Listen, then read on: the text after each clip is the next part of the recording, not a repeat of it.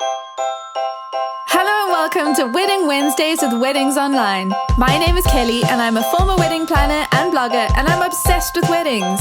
If you're planning a wedding in Ireland, you're in the right place. You're going to learn the tried and tested methods to planning your dream wedding without the added stress. Think of this as your one-stop shop for everything to do with planning your wedding in Ireland, with me, your new wedding planning bestie, and a cup of tea. This is Wedding Wednesdays with Weddings Online. Hello and welcome to a brand new episode of the Wedding Wednesdays with Weddings Online podcast. Today, we're talking all about going tech-free and having the wedding of your dreams where you're given permission to ditch the device. So for some people, technology is amazing, and there are some parts of the wedding planning process where I would say having access to technology is really, really good. So the Wedding Wednesdays podcast is, it's a Weddings Online podcast. And as you can tell by the name Weddings Online, we are everything to do with planning a wedding and using our online features. So I'm very pro technology. I know that there are lots of incredible tools, and I will always promote things like online checklists and the Weddings Online wedding planning app, which is free. And there's so many digital tools that can help you to pull together the wedding of your dreams. But when it comes to the day itself, a lot of people don't want to have technology involved. So what we're going to do today is we're going to cover a few different things. We're going to go through what an unplugged wedding could look like. There are a few different options of different things that you might want to do. We'll talk a little bit about how you can enforce a no-tech rule if that's what you decide that you're going to go for. But we're also going to discuss something that I don't know if many people talk about, which is what you should do with your own phone on your wedding day. I know I didn't really think about that for my own wedding day, and on the day I was like, what do I do with my phone? So we're going to talk about all these different things. But first, why don't we talk about what an unplugged wedding actually is. So really the goal of having an unplugged wedding is to create a space where everyone who's at your wedding can just be present, they can be in the moment, and they're not kind of viewing your wedding through the lens of their phones or their iPads or whatever other piece of technology they've got. People are obsessed with screens. It is a screen-obsessed world, and sometimes it actually takes a rule or a couple of rules to really get people to switch off and just allow themselves to be focused on, the thing that's in front of them, which in this case is your wedding, it's your vows, it's the celebration, and it really helps people to pay attention to what's going on around them. And an unplugged wedding, it could really be anything from saying you don't want anyone to take photos or videos during the ceremony, all the way through to requesting that guests put their phones away for the whole wedding. And there's, all kinds of options in between.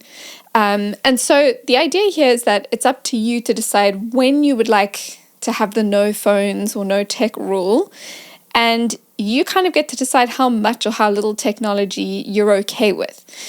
So some people do what my husband and I did, which is an unplugged ceremony, and then guests could take photos later in the day.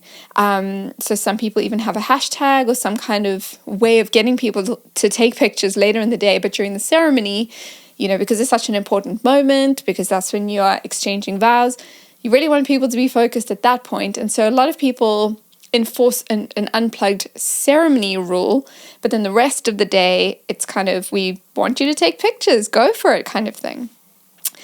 Some couples would rather ban technology for the whole day.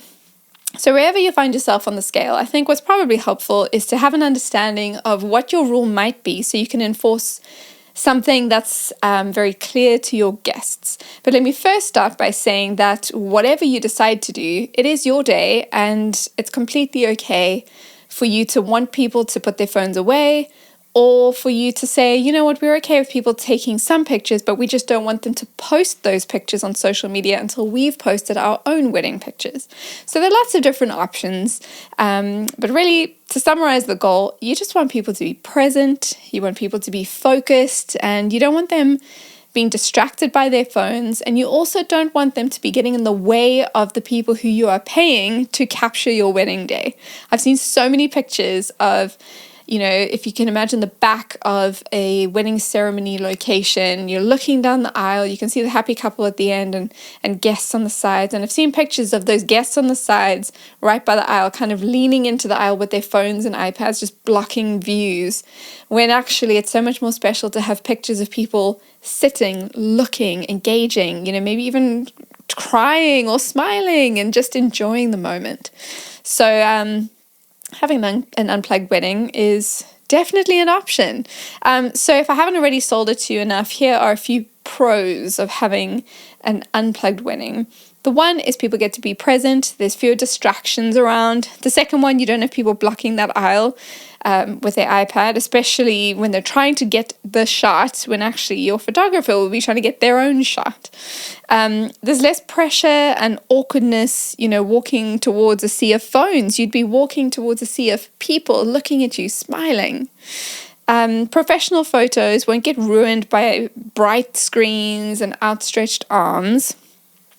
You really get to have a handle on your online presence, and so you won't be surprised by an early post or a photo leak of your amazing wedding dress before you've had a chance to post it yourself. And of course, no embarrassing ringtone moments, even though if you're like me, your phone has probably been on silent since, 2008, but there are some people who have very loud ringtones and you don't want them disturbing your wedding ceremony with their phones going off.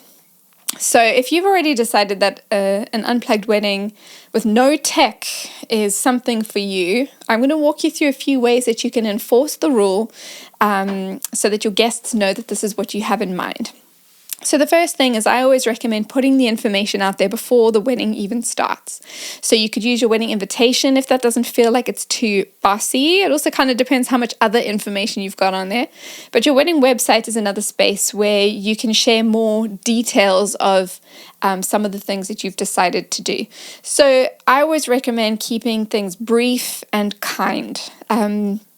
Like I said, you don't want to come across as bossy, and having a rule in itself is not what makes a person bossy, but you don't want to be communicating loads and loads of different things to people in a way that can be a bit off-putting. So keep it kind. Here's the kind of thing that you could say. You could say something along the lines of, "We would love for you to be fully present with us during our ceremony, so we kindly ask that all phones and cameras be turned off." So it's straight to the point, but kind. Another thing you can do is at your ceremony, you could have some creative signage. So you want to keep the signage stylish. You want it to be gentle, again, kind wording, but in line with your vibe of your wedding. So it could be a chalkboard sign, it could be a framed message or a wooden board or something like that, but it just kind of reinforces to your guests that they should put their phones away. And for anybody who hasn't yet checked out the wedding website and seen the information, they might see that for the first time. You could also get some help from key people. So your celebrant or solemnizer, the ushers, or a family member. Somebody could make a short announcement before the ceremony begins that, you're politely asking guests to put their phones away, keep their phones on silent or switch them off, and just really enjoy the moment. Again, here is some wording that might help to get the message across. Something like this. The couple kindly ask that you put your devices away so we can all enjoy this special moment together. Simple and kind, but straight and to the point. And then I always say reinforce with respect. So the tone here really does matter. You're inviting people to join in on an experience. So you're not banning them from doing something fun, but you really want them to just enjoy the moment. So now before we finish, let's have a quick chat about what you should be doing with your own phone on your wedding day. I had not thought this through and I didn't really know what I was doing. So I had like a little purse that had my lipstick in it. I had some painkillers in there and a couple of other things that I knew I would need on the day, like throughout the wedding. And I popped my phone in there, and I can't remember if I put my phone off or if it was just on silent or airplane mode or what it was, but I had kind of given the whole bag to my maid of honor. And then I don't think I looked at it at all until just before we had our photos taken after the ceremony, touched up my lipstick, but I don't think I took my phone out at that point. And then at some point during the reception, I may have taken my phone out. I don't remember, but I knew that it was there if I needed to do anything with it. I suppose there was no reason for me to contact anyone because all the people that I could have possibly contacted were in the room with me.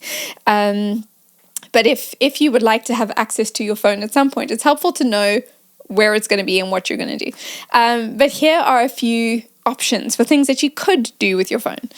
You could have a phone-free zone for yourselves. So during the ceremony and for most of the day, you could just have a space where you know your phones are, because it's just helpful that they're not, you don't want your husband's phone in his pocket during the photos, because then you see the imprint of the phone in his wedding suit. So having a zone, whatever that might be, it could be like in my situation, a bag that you put the phones in and give it to somebody who's going to look after them. You could hand your phone to somebody who you trust, but you could give them something that they could do with your phone. So for example, you could say, my phone's in airplane mode, but I'd love it if you could take a handful of photos on my phone so that after the wedding, before I've seen the professional photos, I can see some memories of the day. That's one of the options. But I know what you're thinking. You're thinking, if I hand my phone off to somebody else, what happens if there's an emergency? So I recommend that you keep the phones nearby. So even if there's a phone-free zone or you've got a friend who's got the phones, just make sure they're nearby and you know where they are. You could have them turned off, you could have them on airplane mode, but they're just kind of around so that you know if you need to check your phone, you know where to go. You could always schedule in a bit of a check-in time, maybe after the speeches are done or during the reception. If there's a break in the reception, you could just check your phone, make sure that everything's okay, that you haven't missed anything. But again, most of the people that you know and love are probably going to be with you. So any kind of emergency that would happen, you might find out about it another way. But if you are worried about emergencies, it does help to know where your phone will be and to decide how often you want to be able to check on things via your phone. Another option is you could consider having a photo hour. So you can be tech-free for the day, but then you can still take some selfies and videos and things on your own terms using your own phone. But really, the idea with this episode is to encourage you to do things your own way. And if you want your guests to be present, if you want people to be focused on the day, and if you think that ditching the device is something that would help your guests to really have a good time, you've got permission to enforce a no tech rule. Just remember to be kind in the way that you communicate, be, kind of simple, straightforward, to the point, but in a gentle way. And I can't see any reason that people would be offended by that. Something that I did mention earlier is the Weddings Online app. It is free. It's an amazing tool to plan your wedding day. And so if you've got notebooks with things written down, if you've got scraps of paper in your bag and you've got a spreadsheet here and there and a note on your phone and you've got an email address or some different things and you're struggling to piece everything together, the Weddings Online app is a really good space to collate all these different things and piece them together into one system that's going to help you stay organized. And so in the notes for this episode, I'll drop the link to the app so you can download it if you haven't yet downloaded it. So you can stay tech-free on your wedding day, but leading up to it, use the app to help you keep everything under control. Well, thank you for listening today. The Wedding Wednesdays with Weddings Online podcast is produced by me, Kelly, and mixed, mastered, and edited by Glenn Hartman. For more wedding planning tips, advice, checklists, and more, visit weddingsonline.ie.